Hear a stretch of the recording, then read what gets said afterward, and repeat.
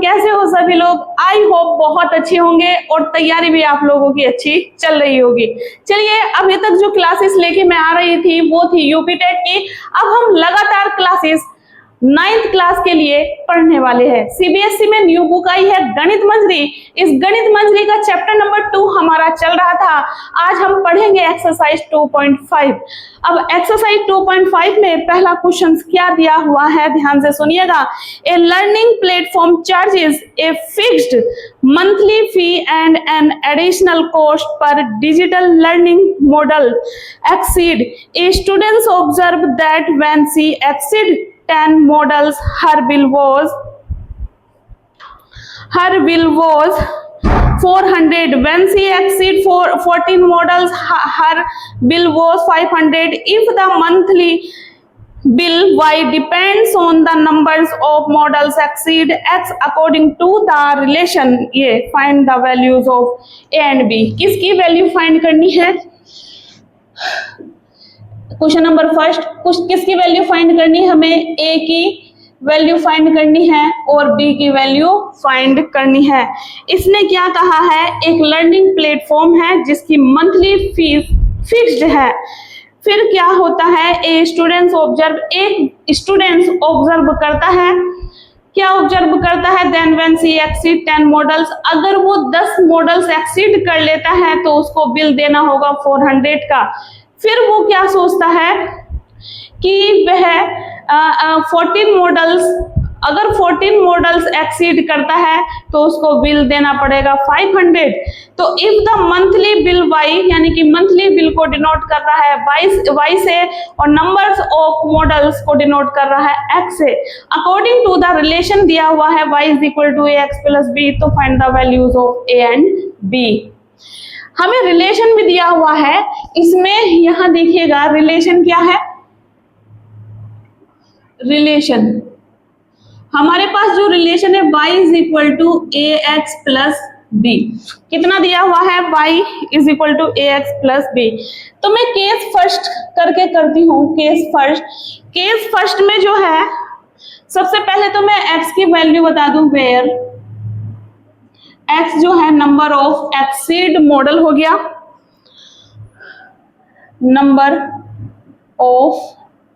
Number of model exceed,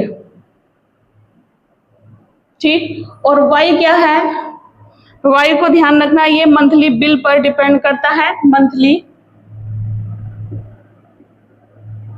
bill है, क्या है? मंथली बिल है। अब दो चीज के बारे में पता चल गया। तो जब एक स्टूडेंट ऑब्जर्व करता है तो 10 मॉडल्स, यानी कि x की वैल्यू हो गई 10। कितने मॉडल्स? 10 मॉडल्स एक्सीड कर रहा है तो बिल वो दे रहा है 400। तो इस रिलेशन का यूज करेंगे, बाय यूज्ड रिलेशन। आप जब रिलेशन का यूज करेंगे y is equal to ax होता है, y की वैल्यू 400 है, इधर a की ax प्लस b है, x की वैल्यू 10 है plus b as it is है। 400 इधर 10 a हो जाएगा, इधर b, इसको उठा के इधर ले आएंगे, इधर चला जाएगा 400। इक्वेशन बन गई फर्स्ट। इक्वेशन कौन सी बन गई बच्चों? फर्स्ट मैंने इक्वेशन बना ली। कि आप लोगों को यहाँ तक समझ में आया? अगर समझ में आया तो कमेंट्स में जरूर बताना है आप लोगों को। अब सेकंड केस में क्या कहा? केस सेकंड, ये तो आपको पता चल ही गया है ना, यहाँ से इतना साफ कर देती हूँ। केस सेकंड में क्या कहता है? अगर मॉडल्स जो है x की वैल्यू 14 मॉडल्स है तो बिल उसको 500 रुपीज देना होगा। कितने रुपीज देना होगा? 500। तो रिलेशन क्या है? y is equal to ax plus b। y की वैल्यू रखो 500, a इंटू एक्स की वैल्यू 14 प्लस b। 500 इधर 14 a प्लस का b, इसको उठा के इधर ले आओ, 14a प्लस b इधर 500। इक्वेशन बन गई फर्स्ट। इक्वेशन कौन सी बन गई? फर्स्ट बन गई है। अब क्या काम करें? a और b की वैल्यू कब आएगी? जब हम इक्वेशन फर्स्ट और 2 को सोल्व करेंगे। यहाँ लिखेंगे सोल्विंग इक्वेशन फर्स्ट एंड 2। तो जब मैंने फर्स्ट इक्वेशन देखी तो ये है 10a प्लस का b इज इक्वल टू 400 और ये है 14a प्लस का b इधर 500। एलिमिनेशन मेथड से करेंगे तो प्लस प्लस माइनस और ये भी माइनस, प्लस माइनस कैंसिल, 14 में से 10 जाएगा तो 4a, इधर बचेगा 100, माइनस से माइनस कैंसिल और 25 चौका 100 यानी कि a की वैल्यू कितनी आ चुकी है 25। a की वैल्यू कितनी आई बच्चों 25, a की वैल्यू आ गई। अब इक्वेशन फर्स्ट में ये वैल्यू पुट कर दो, पुट इन फर्स्ट इक्वेशन क्या है मेरे पास, तो पुट इन 1 करेंगे 10a प्लस का b इधर है 400।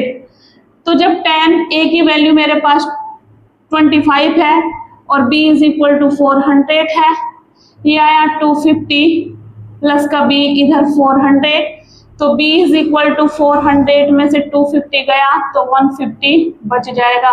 कितना आंसर आ जाएगा 150। अब हमारे पास जो रिलेशन था, रिलेशन क्या था, y is equal to ax plus b, तो y a की वैल्यू है 25x, b की वैल्यू 150 और यही हमें आंसर लाना था। बिल्कुल सही हमारा आंसर आ चुका है। आई होप आपके समझ में आया होगा, कुछ भी नहीं है, बहुत आसान क्वेश्चन है, नोट डाउन कर लीजिएगा।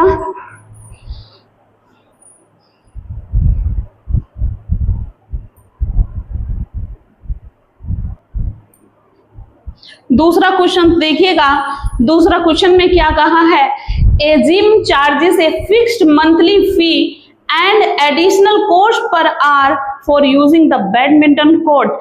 A student using the gym observed that when she used the badminton court for 10 hours, her bill was 800. When she used it for 15 hours, her bill was 1100. If the monthly bill by depends on the hours of the use of badminton court x according to the relation y is equal to इतना, find the value of इतनी। तो ये questions भी ऐसी हैं, एक gym है, उस जिम के भी मंथली फीस जो है फिक्स्ड है, मंथली फीस क्या है फिक्स्ड है। फिर वहां भी एक स्टूडेंट्स ऑब्जर्व करता है, अगर मैं इस बैडमिंटन कोर्ट को 10 घंटे यूज करता है तो उसे 800 रुपीज देने होंगे। फिर वो सोचता है अगर मैं इस बैडमिंटन कोर्ट को 15 घंटे यूज करूं तो मुझे 1100 रुपए देने होंगे। तो इस रिलेशन को आपको y is equal to ax plus b की हेल्प से सोल्व करना है और a की और b की वैल्यू को फाइंड आउट करना है। तो यहाँ देखिएगा क्या करेंगे क्वेश्चन में, सबसे पहले a और b की वैल्यू हमें फाइंड करनी है, तो ये नोट कर लेंगे। और हमारे पास जो रिलेशन है, रिलेशन कितना है बच्चों, y is equal to ax plus b।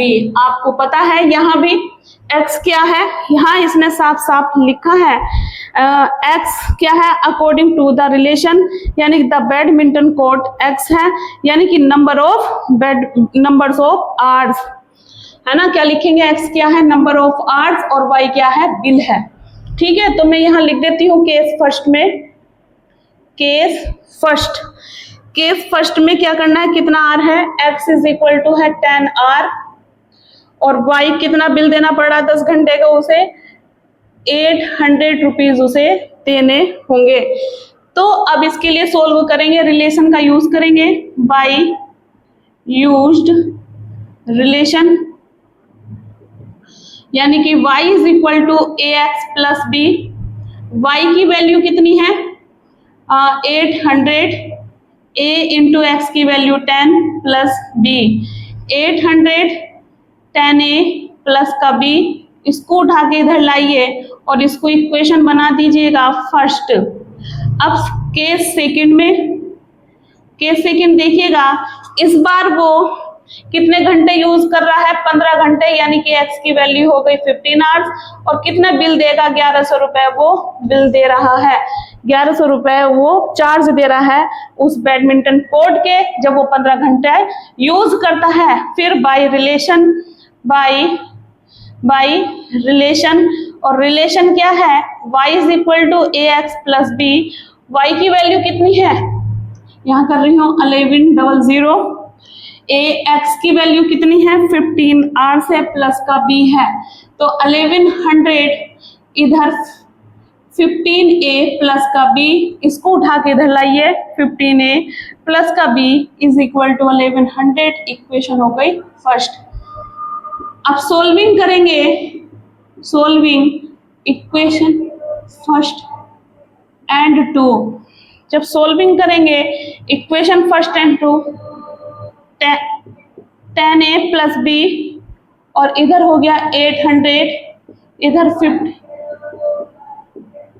1100 है ना, और इक्वेशन 2 सोल्व करेंगे, माइनस माइनस ये इससे कैंसिल, तो माइनस का 5a, इधर कितना बचा 300 हमारा बच चुका है माइनस का, माइनस से माइनस कैंसिल, 300/5 और 5 6 जा 30, यानी कि कितना आ जाएगा 60 आ चुका है। अब ये वैल्यू 1 में पुट कर दीजिए, पुट इन 1 कितना है 10a प्लस का b, इधर 800, 10a की वैल्यू 60 प्लस का b इधर हुआ 800, यानी कि 600 हो गया प्लस का b और इधर 800, तो b इधर जाके हो जाएगा माइनस का, तो b की वैल्यू आ जाएगी आपके पास 200 है ना, कितनी आ गई 200 हमारी वैल्यू आ चुकी है। अब जब हमारे पास a और b की वैल्यू आ गई तो रिलेशन आप लोगों को पता है, रिलेशन क्या है y is equal to a x plus b, Y a की वैल्यू है हमारे पास 60, x और b की वैल्यू 200, ये आया आंसर। आई बात समझ में? कुछ भी नहीं है, क्वेश्चंस को ध्यान से पढ़ना है तो आप अच्छे से लगा ले जाओगे। चलिए नोट डाउन कर लीजिएगा, नेक्स्ट देखते हैं। चलिए नेक्स्ट क्वेश्चन देखिए, इस एक्सरसाइज का ये लास्ट क्वेश्चन बचा हुआ है third. Consider the relationship between temperature measured in degrees Celsius, यानी कि एक रिलेशन दिया हुआ है जिसमें से इन दोनों को जो मेजर करना है डिग्री सेल्सियस और डिग्री फ़ारेनहाइट से करना है, विच इज गिवन बाय, एक रिलेशन दिया हुआ है। रिलेशन क्या है बच्चों, ध्यान से देखिएगा, रिलेशन दिया हुआ है इसने,